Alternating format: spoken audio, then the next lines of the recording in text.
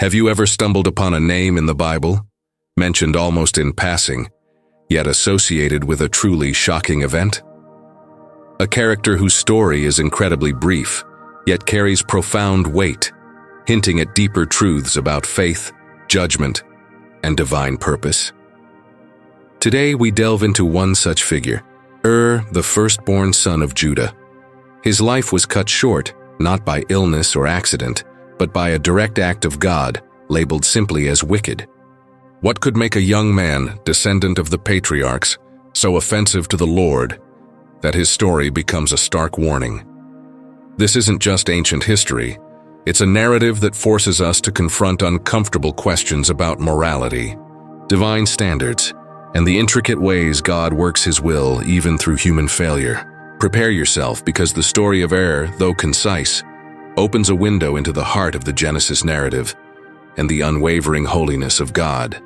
We're going deep into Genesis chapter 38, exploring the context, the judgment, and the surprising ripple effects of one man's unrecorded wickedness. Stay with us as we unpack the layers of this sobering account and discover its enduring relevance. Welcome to Biblical Curiosities, where we explore the fascinating, the mysterious, and the often overlooked corners of the Scriptures, seeking to understand their timeless messages. To truly grasp the significance of and the divine judgment he faced, we must first immerse ourselves in the specific cultural and historical setting of Genesis chapter 38. This chapter presents a somewhat jarring interruption in the Joseph narrative, almost like a detour. After the sale of Joseph into slavery by his brothers, Judah, perhaps wrestling with guilt or seeking independence, distances himself from his family. The text tells us he went down from his brothers and turned aside to a certain Adullamite, whose name was Hira. This move is significant. Adullam was located in the Shelah region, the lowlands bordering the Canaanite coastal plain and the Judean hills. By settling here and befriending Hira, Judah is stepping away from the semi-nomadic pastoral lifestyle of his fathers and integrating more closely with the settled, agricultural, and distinctively Canaanite culture of the region. It's in this context that Judah encounters the daughter of a Canaanite man named Shua. The text explicitly states he saw there a daughter of a certain Canaanite whose name was Shua.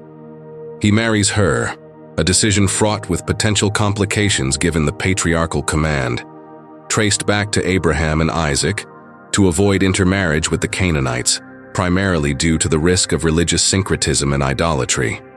This union produces 3 sons, Onan, and Shelah. As the firstborn held a position of immense importance in ancient Near Eastern society.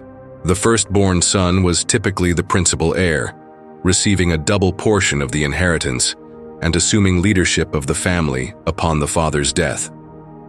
He carried the family name and lineage forward. Therefore, Er's life and actions were not merely personal matters. They were intrinsically linked to the future and identity of Judah's burgeoning family line, a line destined, unbeknownst to them at this specific moment but central to God's unfolding plan, to eventually produce King David and ultimately the Messiah. This context of cultural mixing, the specific choice of a Canaanite wife, and the expectations placed upon a firstborn son form the crucial backdrop against which Er's story unfolds, and his judgment must be understood. The stage is set not just in a geographical location, but within a complex interplay of cultural pressures, familial expectations, and theological implications regarding covenant faithfulness and the preservation of a distinct identity for God's chosen people amidst surrounding influences that were often viewed as morally and spiritually corrupting. The narrative doesn't explicitly condemn Judah's marriage choice at this point, but the subsequent events involving his sons, starting with certainly cast a shadow over it, suggesting the potential dangers inherent in such close assimilation without strong adherence to covenant principles. Born into this specific setting, grows up as the eldest son of Judah and his Canaanite wife. The Bible offers no details about his childhood or upbringing, moving directly from his birth to his adulthood and marriage. His name, in Hebrew, is etymologically uncertain, though some scholars have tentatively linked it to roots meaning watcher or possibly enemy, but this remains speculative. What the text does make clear is that when Er reached marriageable age, Judah took the initiative to find him a wife. Genesis 38 verse 6 states, "And Judah took a wife for Er, his firstborn, and her name was Tamar." The arrangement of marriages by parents was the standard custom in that era and culture. It wasn't primarily about romance, but about strategic alliance, social stability, and, crucially, procreation, ensuring the continuation of the family line. Tamar's origins are not specified, but given the context of Judah living among Canaanites and his own marriage to a Canaanite woman, it is highly probable that Tamar was also a Canaanite. This detail, while not explicitly stated as the reason for Er's wickedness, adds another layer to the narrative's context of cultural interaction and potential assimilation. Tamar enters the story as the chosen vessel through whom the next generation of Judah's line, via his firstborn, is expected to emerge. Her role, according to the cultural norms, was vital. She was to bear children, specifically sons, who would carry Er's name and inherit his portion. This marriage, orchestrated by Judah, represented the hope for the future, the establishment of Er's own household, and the strengthening of Judah's family within the Adulamite community. The expectations upon both Er and Tamar would have been significant. Er was to provide for and lead his new family, while Tamar was expected to be fertile and produce heirs. The entire structure was geared towards continuity, legacy, and the fulfillment of familial duty. However, this expected path of blessing and continuity takes a sudden dark turn. The narrative pivots sharply from the arrangement of marriage to a stark declaration of divine judgment, focusing squarely on the character of Er himself, cutting short the potential trajectory of his lineage through Tamar before it could even begin. The stage, carefully set with cultural norms and familial hopes, becomes the scene for a sobering display of divine justice that disrupts all human plans and expectations, forcing the reader to confront the reality of moral failure within the very family line chosen by God. The narrative wastes no time. Immediately following the mention of Er's marriage to Tamar, Genesis 38 verse 7 delivers a devastatingly concise verdict. But Er, Judah's firstborn, was wicked in the sight of the Lord, and the Lord put him to death. This statement is brutal in its directness and profound in its implications. Let's break it down. Firstly, the subject of the wickedness is Er, the firstborn, the heir, the one upon whom the primary hopes of lineage continuation rested. His position makes his failure even more consequential. Secondly, the nature of his offense is described simply as wicked. The Hebrew word used here is ra, a common term for evil, badness, or moral corruption. It encompasses a wide range of potential wrongdoing, from idolatry and severe immorality to cruelty and fundamental opposition to God's will. Thirdly, and crucially, his wickedness was in the sight of the Lord. This emphasizes that the judgment wasn't based on human perception or societal standards, which might vary, but on God's absolute, omniscient perspective and his unchanging moral standard. Whatever Er was doing, thinking, or being, it was fundamentally offensive to God himself. It wasn't a minor transgression or a momentary lapse. The term Ra often implies a deep-seated or persistent evil. Finally, the consequence was not gradual decline or misfortune. It was direct, divine intervention resulting in death. And the Lord put him to death. The Hebrew verb, ve'mitehu, ve'mitevi, strongly implies a direct causation by God. This isn't portrayed as an illness or an accident that God merely allowed. It's presented as an active judgment, a divine execution. This is rare and significant in the biblical narrative, reserved for instances of particularly egregious sin or rebellion, like the generation of the flood, Sodom and Gomorrah, or later figures like Nadab and Abihu.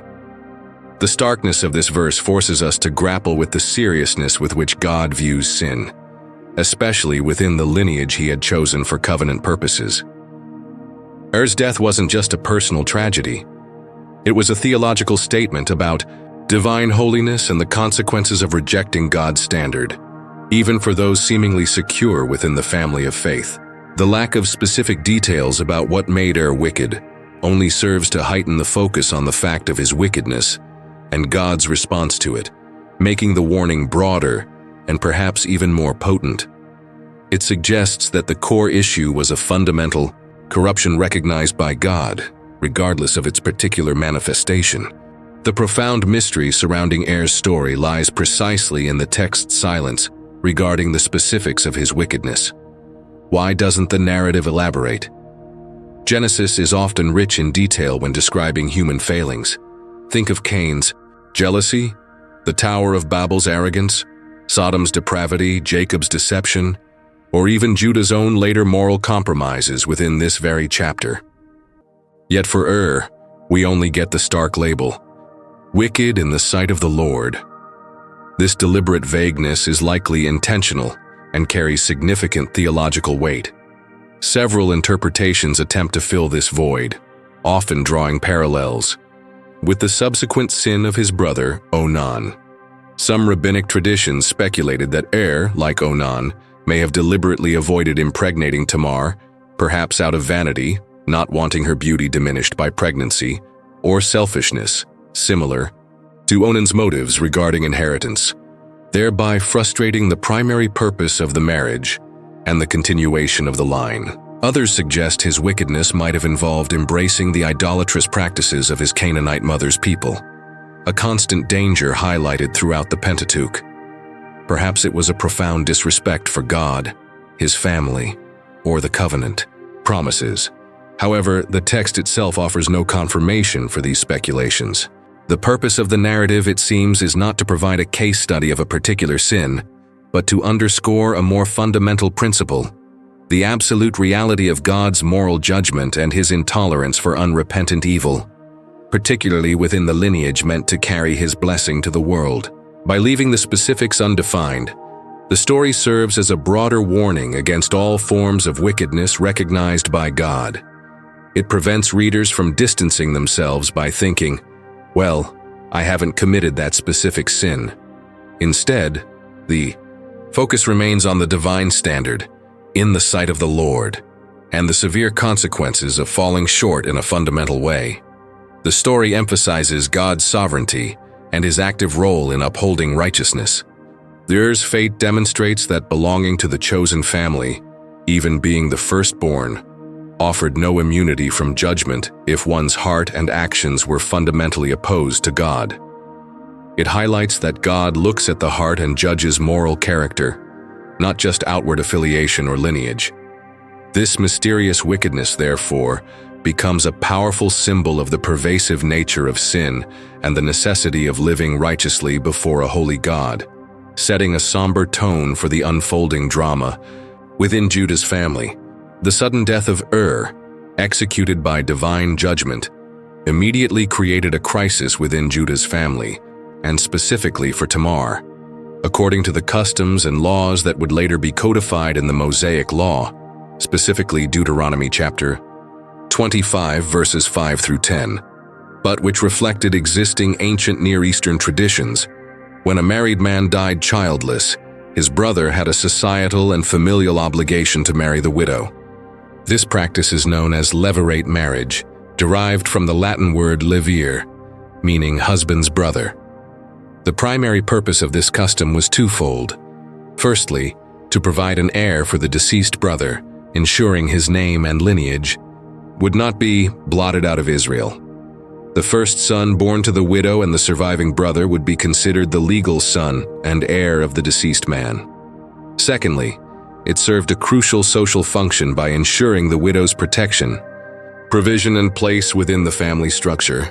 A childless widow in that patriarchal society was in an extremely vulnerable position, often left without inheritance, support, or social standing.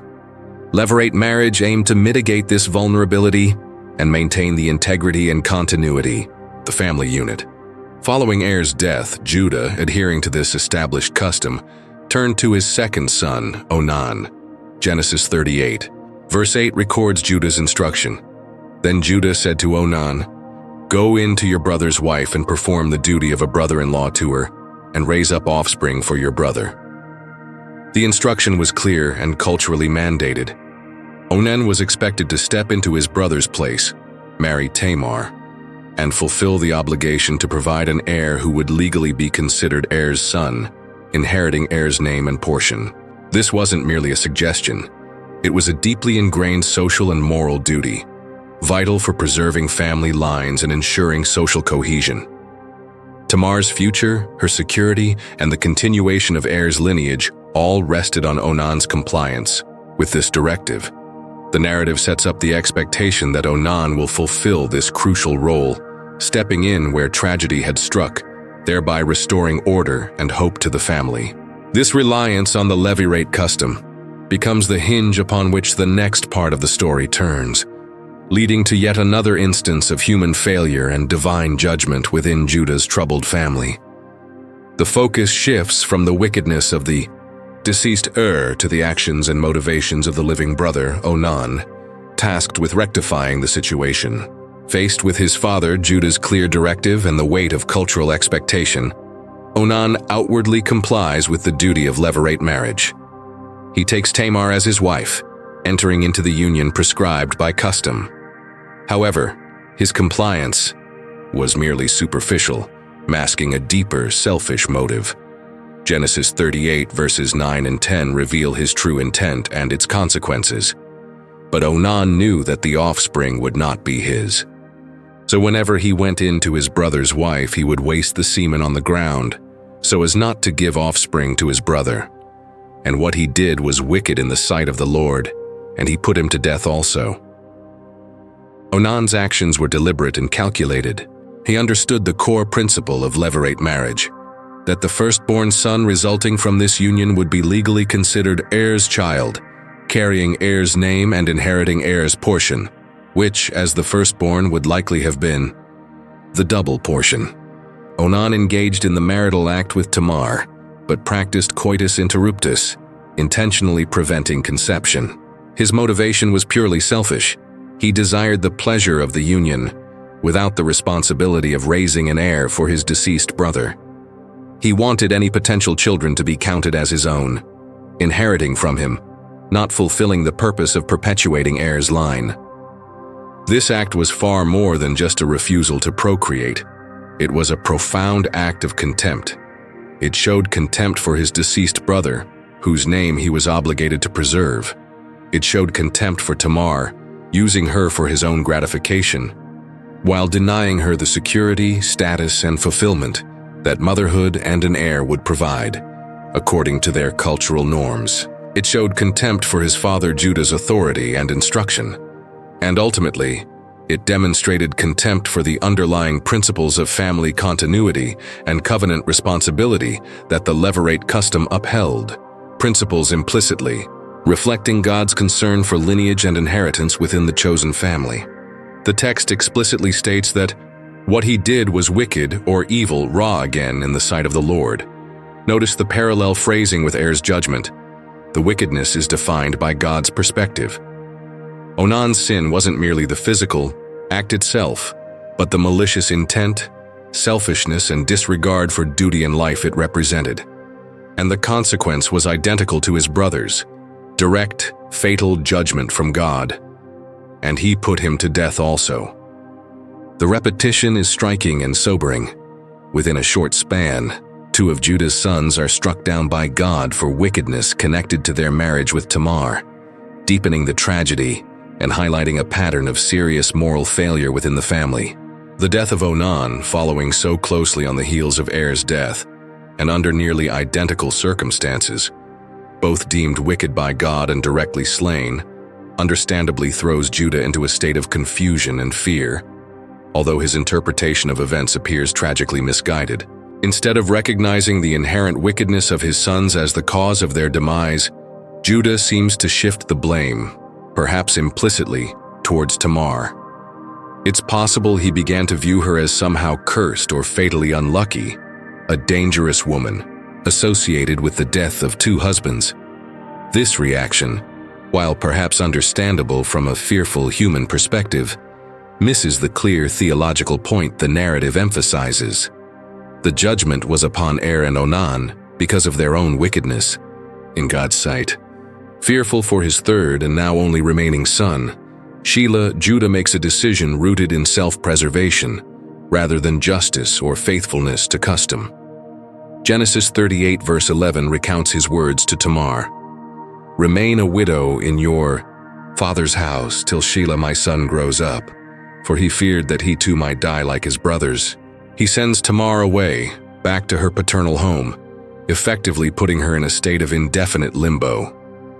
While promising her to Shelah once he matured, the text reveals Judah's true intention, for he feared that he too might die. He had no genuine plan to give Shelah to Tamar. The promise was a delaying tactic, a way to remove Tamar from his immediate vicinity and protect his last son from what he perceived as a fatal connection.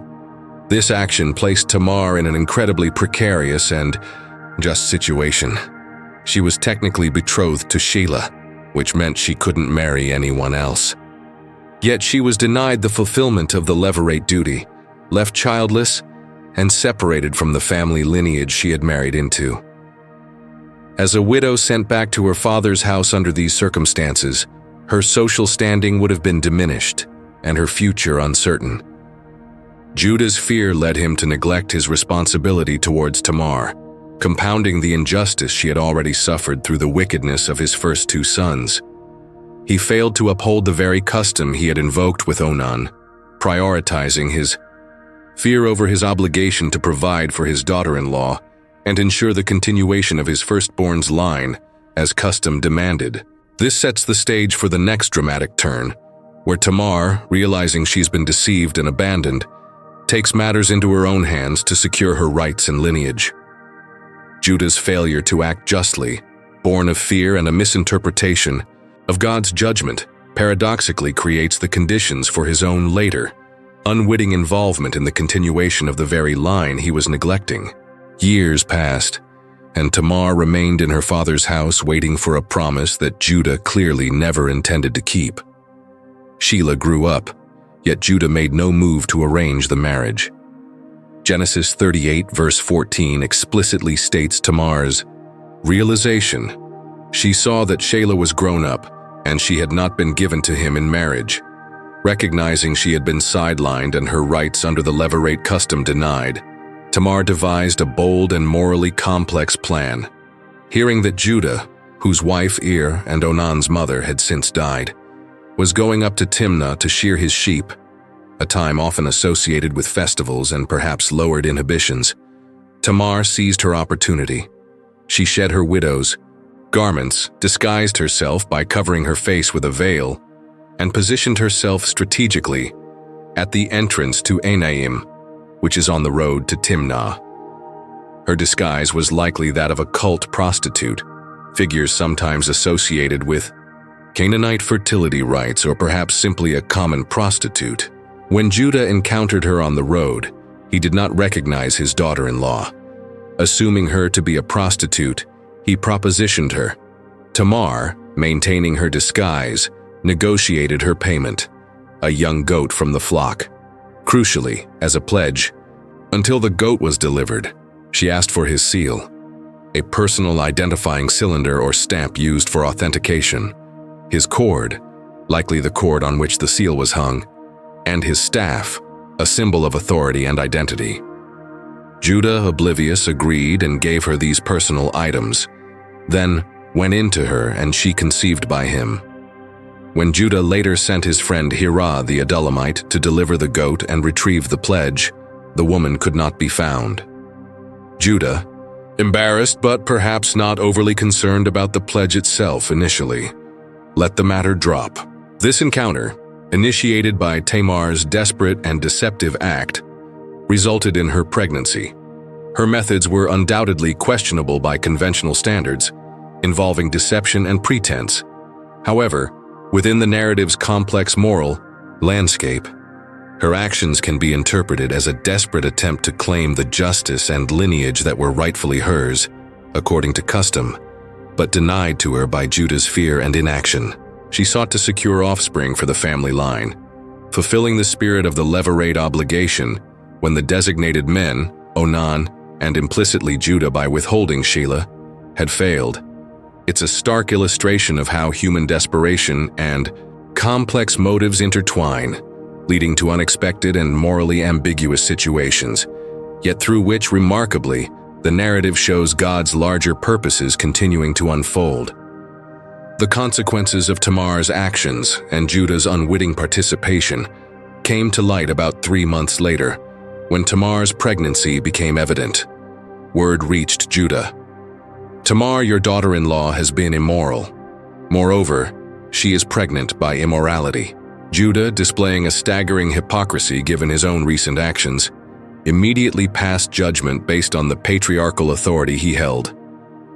"Bring her out and let her be burned." This harsh sentence, prescribed for certain severe sexual offenses, highlights the double standard often present in patriarchal societies and Judah's blindness to his own culpability. However, as Tamar was being brought out, she executed the final part of her plan.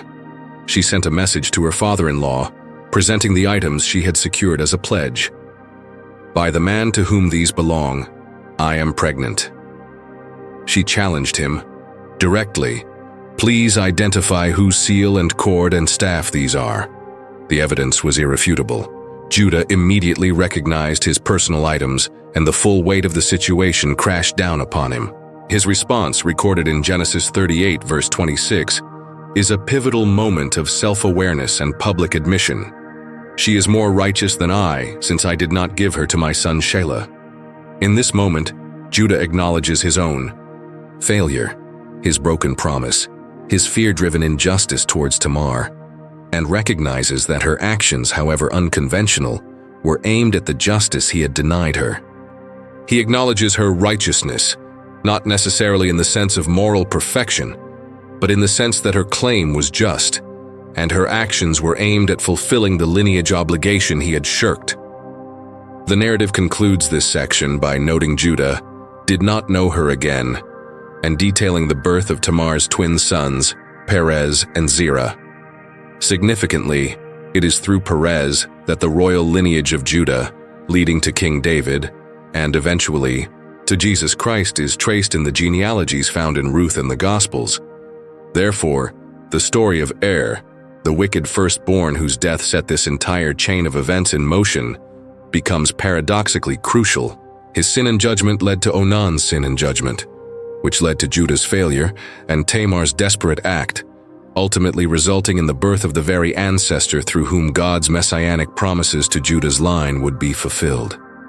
Er's story, therefore, serves as a stark reminder of divine judgment on wickedness, but also highlights God's incredible sovereignty in weaving his ultimate redemptive purposes through even the most tangled, tragic, and morally complex threads of human failure, fear, and faithfulness. It underscores that God's plan is never ultimately thwarted by human sin. He remains faithful to his promises, often working in ways that defy human expectation and understanding, bringing forth his intended good even from situations marked by profound brokenness. Er's brief negative example ultimately serves to magnify God's persistent grace and sovereign control over history. So the story of Er, Judah's firstborn, though brief and shrouded in the mystery of unspecified wickedness, echoes powerfully through the corridors of Scripture and into our lives today. It's a sobering account that forces us to confront the reality of God's holiness and his intolerance for evil. Er's fate is a stark reminder that lineage, position, or belonging to a covenant community offers no shield against divine judgment when the heart is fundamentally turned away from God. His story, alongside Onan's, underscores the seriousness of defying God's purposes, whether through overt wickedness or selfish disregard for duty and others. Yet, intertwined with this severe judgment is a profound message of hope and divine sovereignty. Even amidst the repeated failures of Judah's sons and Judah himself, God's plan for the Messianic lineage pressed forward, unexpectedly and unconventionally, through the determined actions of Tamar and the birth of Perez. It teaches us that God's purposes are resilient, often fulfilled not because of human perfection, but despite human imperfection. Er's narrative compels us to examine our own lives, asking not just about specific actions, but about the underlying orientation of our hearts towards God.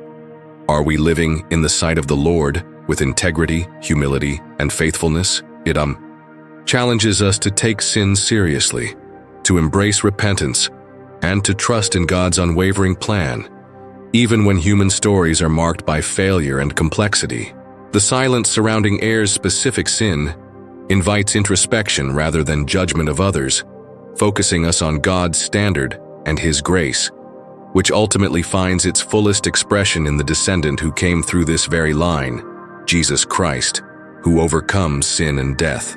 If this exploration of Er's story and its implications touched you in some way, resonated with your thoughts, or sparked new questions, please don't keep it to yourself. Show your support by hitting that like button. It really helps the channel reach more people. If you haven't already, consider subscribing to Biblical Curiosities for more deep dives into the scriptures.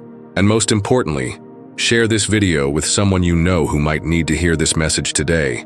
Sometimes a single video, a single insight from God's Word can genuinely change someone's day, offer a new perspective, or even impact their life journey.